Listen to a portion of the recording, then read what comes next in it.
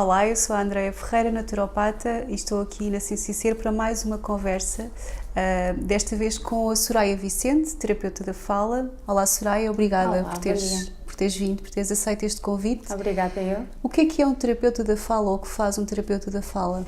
Olha, o terapeuta da fala é, por assim dizer, o profissional que está responsável pela prevenção, pela avaliação, pela intervenção nas patologias da comunicação. Sim. Nós hoje vamos falar sobre um tema que chega tanto até mim como principalmente até ti, não é? Que se calhar é daqueles temas que as pessoas não valorizam tanto, que é a voz. Achamos que quem deve cuidar da voz são determinados profissionais e as pessoas acabam por não ter os cuidados que deveriam ter com a voz, correto? Sim, realmente a voz é algo que nos toca a todos. Pronto, se formos a pensar, a voz é o meio de comunicação mais poderoso do que dispomos atualmente. Pronto, conseguimos com a voz transmitir coisas que não conseguimos com nenhum outro meio de comunicação que possuímos. Pronto. A voz tem uma conotação muito forte, tem elementos da nossa personalidade, tem muita expressividade. Eu acho que todos nós já passámos pelo menos pela experiência de atendermos o telefone e nos questionarem, o que é que se passa contigo, estás com uma voz esquisita, não é? É como se fosse uma extensão da nossa própria personalidade. Claro que se calhar acaba por existir alguns contextos laborais em que a voz assume uma importância maior. No caso dos advogados, vendedores, operacionais de call center, professores, educadores, e aqui serão necessários alguns cuidados redobrados, que tu tão bem sabes, não é? Sim, como a questão, por exemplo, da alimentação, sim, há alguns cuidados que se devem ter, uma boa hidratação e na questão da hidratação ter o cuidado de não ingerir bebidas demasiado frias ou demasiado quentes e depois outras coisas como, por exemplo, uma refeição mais condimentada que pode afetar a nível gástrico e depois acaba por ter algumas consequências e afetar também a nível da voz e alguns alimentos ou grupos de alimentos como os laticínios, os chocolates, alimentos mais ácidos também ou bebidas mais ácidas. Portanto, há todo um trabalho que é importante fazer a nível de alimentação e de consciencialização, porque muitas vezes não se tem bem essa noção. Eu sinto que às vezes as pessoas ficam um bocadinho surpreendidas quando se alerta para estas pequenas coisas do dia a dia, até porque, por exemplo, beber água fresca é um hábito muito comum, sim, é principalmente no verão, e portanto esses são cuidados que não há muito esta... E acaba por haver uma grande agressão da mucosa laríngea, pronto, porque no fundo não é algo que não nos é natural, não é? Exato. É algo muito quente, algo muito frio, não é? Não está de acordo com a temperatura do nosso corpo. Pronto. Depois também há a questão da suplementação, quando necessário, muitas vezes tratar algumas patologias que podem afetar diretamente a voz e então aí trabalhamos com a suplementação e depois há todos os outros hábitos de cuidados, há todos outros cuidados que se devem ter, mudanças de hábitos, como o café, que se deveria minimizar ou eliminar completamente o consumo do café, o tabaco, o álcool, e há outros cuidados que também são recomendados a nível da terapia da fala, certo? Sim. Olha, ainda bem que tocas na questão também da suplementação. Um erro que eu vejo que ocorre muito frequentemente é a corrida às pastilhas, aos sprays, sim, os xaropes, automedicação, exatamente, sem receita médica, pronto.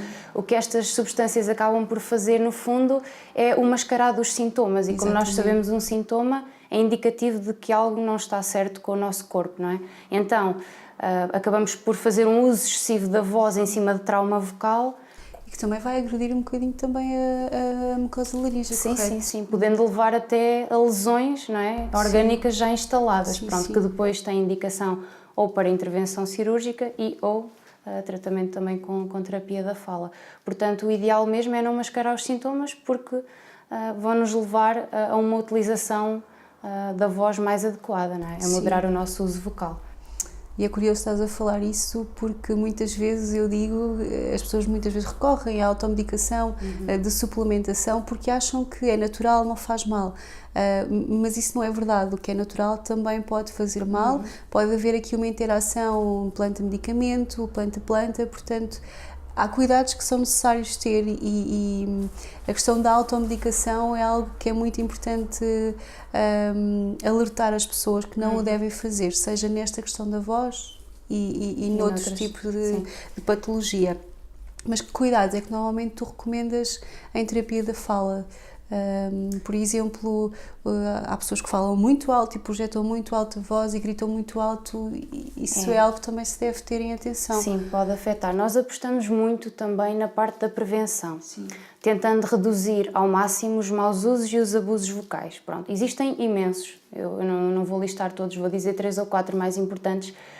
Por exemplo, a tosse ou o pigarreio, quando é excessivo, pode criar irritação e até edema na prega vocal. E então é um ciclo vicioso. Quanto mais fazemos, mais temos tendência para fazer. O falar muito, se bem que cada laringe tem o seu limite biológico, por assim dizer, que varia muito pessoa para pessoa e pode até variar dentro do próprio indivíduo, estando muito dependente daquilo que falavas há pouco, dos estilos de vida de cada um. Pronto. Falar por cima de trauma vocal, não é? Ou, por exemplo, a frequência de espaços com ar-condicionado, que é uma coisa muito frequente, não é? Mesmo nos contextos de trabalho. O ar-condicionado reduz a umidade do ar e, portanto, isso causa secura e irritação da mucosa laríngea. Exatamente. O que é que vai acontecer? Vamos ter tendência para tossir e, portanto, a tosse gera novo trauma. Falar, por exemplo, em ambientes ruidosos, em que estamos sempre a tentar competir com o nível de ruído e a tentar superpor a nossa voz ao ruído que se faz sentir, tudo isto são coisas que poderão ser evitadas no dia-a-dia, com uma maior consciencialização do nosso comportamento vocal. Nós falamos muito na questão do sono, noutro tipo de patologias. Aqui também é importante terem atenção à questão do sono correto pela fadiga, pelo... queres falar um bocadinho também sobre... É assim, o nosso corpo precisa descansar, não é? Exato. E a nossa voz, não é? Também precisa descansar. Também precisa, o que é aconselhado é 8 horas de sono por dia para haver um repouso vocal total. Porque nós sabemos que no dia-a-dia é muito complicado nós fazermos um repouso absoluto. Pronto, daí o sono ser tão importante e revigorante. Obrigada, Soraya. Obrigada eu. Obrigada por estares aqui, por teres aceito este convite para estas conversas e obrigada a quem esteve desse lado a ouvir. Voltaremos em breve com uma nova conversa. Obrigada.